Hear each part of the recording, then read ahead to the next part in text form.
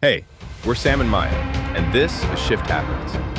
This podcast is for the people who know, deep down, that reality isn't fixed, that maybe, just maybe, you can hack the system. We talk about the weird stuff, the stuff that gets dismissed as woo-woo, until someone tries it and their whole life flips. Quantum shifts, identity rewrites, laws of attraction, repulsion, timelines, subconscious reprogramming, the science of personal reinvention. If you've ever looked around and thought, there's got to be more than this, you're in the right place. Hit subscribe, and let's get into it. Welcome to the Deep Dive. Today, we're plunging into something that sounds almost too wild to be true, really. It's a technique that's been buzzing across, online communities. People talk about how surprisingly effective it is. Yeah, it's definitely got people talking. And it's controversial. Apparently incredibly simple, and folks who try it often say they laugh at first, until it actually works. Right. And it's more than just a quick fix, isn't it? It taps into something much deeper within yourself. Deeper how? Well, we're going to explore this really fascinating concept that sort of challenges how we think about identity, about change itself. Okay, so what are we talking about? Let's name it. We are talking about the 2-second mirror identity shift. The 2-second mirror identity shift. Okay, so our mission today, let's unpack exactly what this technique is. Right. We'll delve into some of the, let's call it, spicy neuroscience that proponents claim explains why it works. The brain science behind it. Exactly.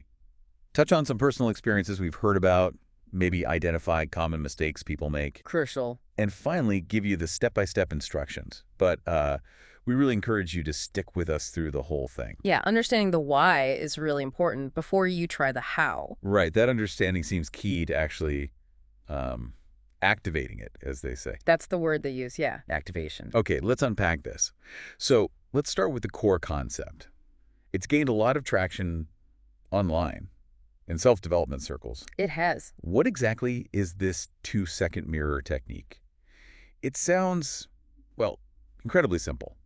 Maybe too simple. It really is simple on the surface. Basically, you stand in front of a mirror just for a couple of seconds. Okay. You look into your own eyes and you call out your future self's name. That's it. Just say a name. Well, that's the basic action. But here's the nuance, the part people often miss. Those who report real results, they say it's not just about saying words. It's about what you shift into. Energetically, internally. It isn't like saying a superficial affirmation, I am beautiful or something. Right. It's described more as an identity transmission. Identity transmission. Okay. That phrase definitely has some weight to it. Can you unpack that a bit? What's the sensation or the mindset needed? Is it less about trying to convince yourself of something and more about, momentarily becoming or inhabiting that future version? Stepping into their shoes. That's a really good way to put it. Stepping into their shoes or maybe stepping into their mind. It's like an experiential download. A download, okay. Yeah, you're not just wishing for something. You're momentarily feeling it, embodying the state of already having achieved those dreams. So you feel it now. Exactly. Which then signals to your brain, okay, this new reality, it's active. You're basically acknowledging and activating the version of you who already is that person living that dream. Wow, okay. That idea of momentarily stepping into that future self, it feels really potent. But, for people listening who might think this sounds a bit abstract. Sure, yeah, a bit woo-woo, perhaps. Maybe. What's actually happening on a more, let's say, tangible level? Yeah. Neurologically. Right. What's the brain doing during this identity transmission? Absolutely. And this is where it gets fascinating because it really taps into how our brains are wired for self-perception. We're talking about the reticular activating system. The RAS. The RAS. Okay, I've heard of that. Isn't that like the brain's filter or gatekeepers? It is, but it's more than just a simple filter. Think of it like your brain's incredibly sophisticated relevance detector, or maybe like your brain's personalized GPS. A GPS. I like that. It's constantly scanning your environment, both internal and external, for signals that align with your deepest beliefs, especially your beliefs about your identity. Right. So if you consistently tell it, consciously or unconsciously, I am a struggling artist, well, guess what? Your RAS will faithfully highlight challenges, evidence of struggle, maybe overlook opportunities. Because that's what's relevant to being a struggling artist. Exactly. But when you do this mirror work and you truly feel and embody, I am a thriving artist, even for a moment, your RAS starts to actively prioritize and notice different things. resources, connections, creative ideas that were probably always there, but they were filtered out before. Wow. It's like you're recalibrating your entire internal navigation system based on that brief, intense signal. So it's almost like our brain has its own personalized algorithm, doesn't it? Filtering everything based on the identity we're broadcasting. That's a perfect analogy, an algorithm based on identity. And if we're broadcasting, I'm stuck, or I'm not good enough, then, yeah, no wonder we keep seeing all the evidence that confirms that. Precisely. We find what we look for, neurologically speaking. That connection to the RAS makes so much sense. So can you break down a little more how these internal beliefs, specifically about who we are, literally shape what our brains even perceive? Yeah, and it's the feeling component that's absolutely critical here. Your subconscious mind, the part the RAS is deeply connected to, it doesn't really speak the language of logic or words alone. Okay. It communicates primarily through emotion, through repetition, and through vivid imagery or sensation. Emotion and sensation. Yes. So when you look in that mirror, you say the name, and crucially, you feel it like it's absolutely real right now. You're essentially giving your nervous system a new blueprint, a command. Like installing new software. Exactly. You're installing a new program. This process, done right, interrupts the signal of who you think you are, the old identity, and it inserts this louder, more powerful signal of your future self. And the brain just goes, okay, new orders received. Pretty much. It then begins to fill in the blanks, actively seeking out and noticing things in your reality that align with this new activated identity. It's like a mental reboot then. Yeah. Telling your brain, hey, this is who we are now, go find proof. That's a really profound shift in perspective. It is. But I understand there's also a pretty serious warning that comes with this technique. It's not just a casual thing to try out, is it? No, absolutely not. And the sources, the people who teach this, are very explicit about this.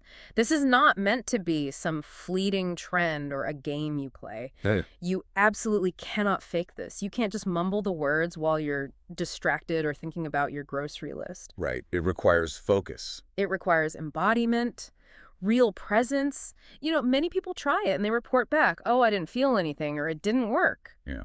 Why is that? Well, often it's because they merely, let's say, flirted with the idea of their future self. They didn't truly choose her or him in that moment. They didn't commit. That implies a really deep level of commitment then, to actually mean it when you look in that mirror. It sounds like it takes a certain amount of courage, actually. It really does, because you're confronting yourself, potentially letting go of an old familiar identity. For listeners who might still be a bit skeptical or maybe find this whole concept hard to grasp, what would you say is the biggest misconception they need to get past?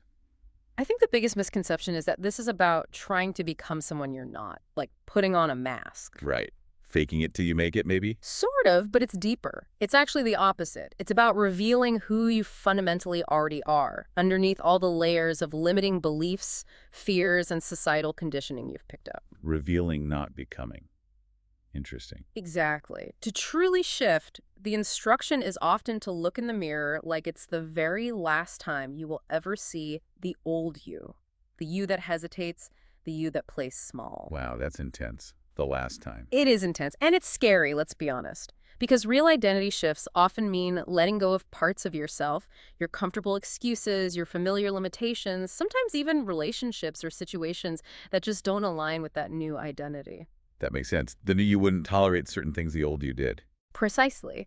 But what you potentially gain, according to those who've really experienced this transformation, is, well, it's immense. Power, clarity, a kind of magnetism. Magnetism. Yeah, like you start attracting things differently.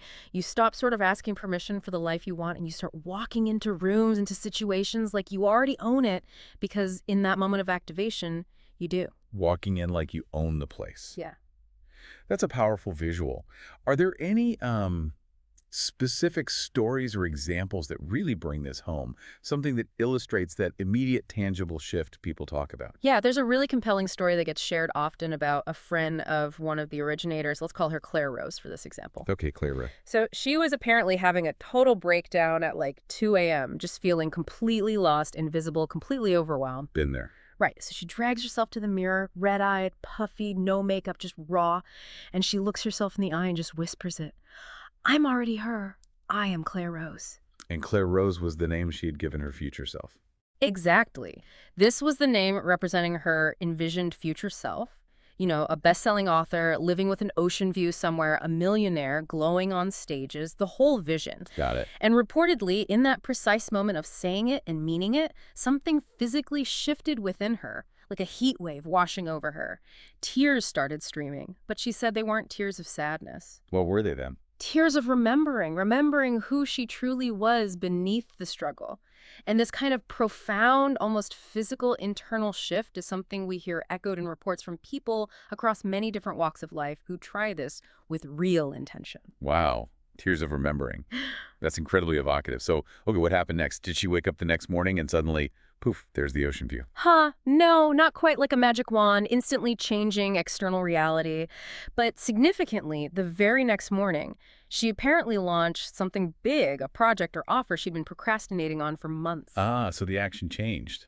Exactly. And the key was she didn't do it because she suddenly forced herself to hustle harder or used sheer willpower. How then? She simply stopped being someone who waits. The identity shift had occurred internally, so the aligned action just flowed naturally from that new state of being. She was Claire Rose now, and Claire Rose launches things. That illustrates the concept perfectly. It's not necessarily about the outside world changing instantly, but about an internal shift that then naturally influences your external actions and choices. Precisely. The internal transformation precedes and dictates the external manifestation. Okay, so if it's, in theory, that straightforward look in the mirror, say the name, feel the feeling, where do people usually mess it up? What are the common mistakes we should be aware of? Yeah, there are a few key ways people seem to miss the mark with this. First, and probably the biggest, is doing it without genuine belief or feeling. Just saying the words. Right, just going through the motions. Yeah. If you don't feel anything shift inside, proponents say nothing much will happen externally either. The feeling is the engine. Okay, what else? Second, treating it like just another internet trend or a game. You know, I'll try this mirror challenge for a week. Yeah. This isn't meant to be a casual challenge. It's presented as deep internal work that requires a level of respect and seriousness. Right, commitment. Third mistake, breaking the energy immediately after. Let's say you manage to activate your future self, you feel that powerful shift, and then you immediately pick up your phone and start doom scrolling or complaining to a friend. You cancel it out. Essentially, yes. You ground that high-frequency energy right back down into the old patterns. Yeah. You have to protect that newly activated state for a bit. Makes sense? Any others? And fourth, kind of related to the first point, is not actually naming her or him. Not giving the future self a specific name. Why is that important? Because if your future self doesn't have a specific name, a specific identity, she remains kind of vague, amorphous. The name gives her form, makes her concrete, callable. It makes it easier, they say, for her to fully step in and for you to recognize her energy. Okay, that makes a lot of sense. The name gives specificity and form to the intention. All right, so for everyone who's stuck with us, you've hopefully grasped the principles, the neuroscience bit, the warnings, the pitfalls. Mm-hmm. Now, let's get to the practical part, the step-by-step. How does someone actually do the 2-second mirror identity shift correctly? All right, here's the method distilled down. First, stand in front of a mirror, make sure there are no distractions. Quiet room, phone off. Okay, focused. Second, close your eyes for a moment. Really visualize your future self. See her home, her clothes, feel her confidence, her energy, and importantly, know her name. Get clear on who she is. Visualize and name her. Got And it. Third, open your eyes and lock gazes with yourself in the mirror. Really look into your own eyes. Okay. Fourth, say it out loud, clearly. I'm already her. I am. And then you insert her specific name. I'm already her. I am name. And then immediately add, I call her in. I activate her now. I call her in. I activate her now. Fifth, and this is crucial, let it hit. Don't rush away. Mm-hmm. Allow whatever emotion comes up, might be excitement, might be tears, might be that heat wave feeling. Just allow it. Feel it fully. Don't flinch. Feel the transmission. Exactly. And finally, sixth, and this integrates it all, act accordingly. Act accordingly, meaning Meaning you are her now for the rest of the day or as long as you can hold it. Make decisions as her. Respond to situations as her. Carry yourself as her. right. That's the critical part, isn't it? Truly embodying the shift through your actions, not just the 2 seconds in the mirror. That's how you integrate it into your reality. Okay, so we've really navigated the intriguing world of this 2-second mirror identity shift. We went from its simple, almost deceptively simple premise, Mm-hmm. all the way to the, frankly, surprising role of your brain's own gatekeeper, Mm-hmm. that reticular activating system, and these potentially profound personal shifts it can trigger. Yeah, and what's really fascinating when you step back and look at it is that this isn't really about becoming someone you're not. It's not about adding layers. What is it about then? If we connect it to the bigger picture, it feels more like remembering who you were maybe before you started dimming your own light or hiding parts of yourself. Remembering, Yeah, like the tears Claire Rose experienced. exactly. It's about stepping into a version of yourself that, in a way, already exists within you, perhaps as potential, waiting to be claimed.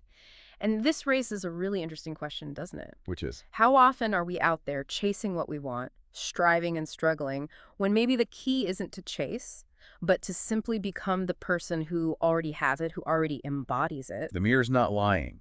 She's already in there. You just have to say yes to her. That's quite a thought. It is. So think about that for yourself. What does that actually mean for you? What part of your future self, your potential, is just waiting right now to be called forward? Mm-hmm. We really hope this deep dive has given you some powerful new insights to maybe ponder, perhaps even to carefully experiment with if it resonates. Yeah, food for thought, definitely. And we'll be back next time to explore something equally intriguing: quantum deleting. Ooh, sounds intense. It's about how to consciously unchoose the parts of you, the old identities or beliefs that are keeping you stuck. It's probably not what you think, and yeah, where it is, it might hurt just a little. The necessary kind of hurt, perhaps? Perhaps. Until then, keep exploring, keep learning, and keep becoming.